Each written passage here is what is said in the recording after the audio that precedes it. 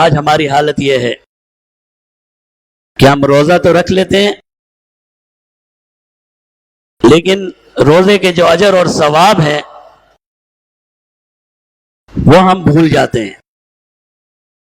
جو اللہ نے روزے میں عنایات رکھی ہیں، ان عنایات کو حاصل کرنے سے ہم قاصر رہتے ہیں، اور وجہ کیا ہے؟ ہماری لاپرواہی، کہ ہم اس بات کا احساس نہیں کرتے کہ یہ روزہ ہم نے کس کے لیے رکھا ہے۔ اسی حدیث میں جناب نبی کریم صلی اللہ علیہ وسلم نے احساس دلوایا، فرمایا اگر کسی شخص کا روزہ ہو، کسی دن اس نے روزہ رکھا ہو، فلا یرفس ولا یسخب، بیہودہ باتیں نہ کرے، ولا یسخب، فضول گوئی، گالم گلوچ،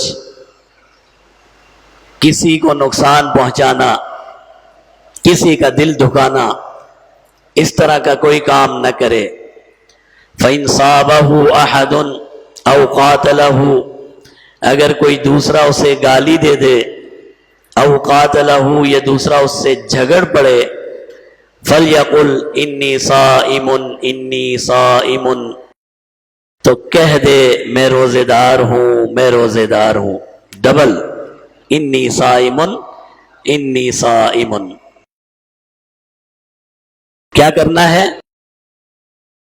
روزہ رکھنے کے بعد کوئی ایسا عمل نہیں کرنا جو گالم گلوچ کا ہو، جو فضول گوئی کا ہو۔ آپ نے اپنے رب کو ایک ہدیہ دینا ہے۔ جب فضول گوئی منع ہے، جب فضول بات کرنا منع ہے، جب لڑنا اور جھگڑنا منع ہے، تو پھر گناہ کس طرح جائز ہوگا؟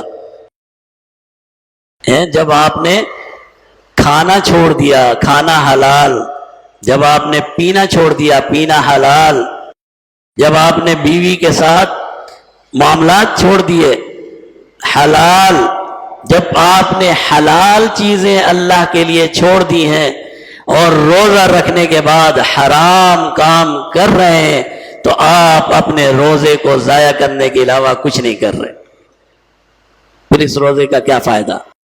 فرمایا فَإِنْ صَابَهُ أَحَدٌ، اگر کوئی گالی دے، أَوْ قَاتَلَهُ، آپ سے لڑ پڑے، جھگڑا کرنے لگے، فَلْيَقُلْ إِنِّي صَائِمٌ، تو آپ کہہ دو انی صائم انی صائم، بھائی مجھے معاف کر دے، میرا روزہ ہے، تو جھگڑ رہا ہے، میں نہیں جھگڑوں گا، تو لڑ رہا ہے، میں نہیں لڑوں گا، تو گالی دے رہا ہے، میں گالی نہیں دوں گا، کیوں؟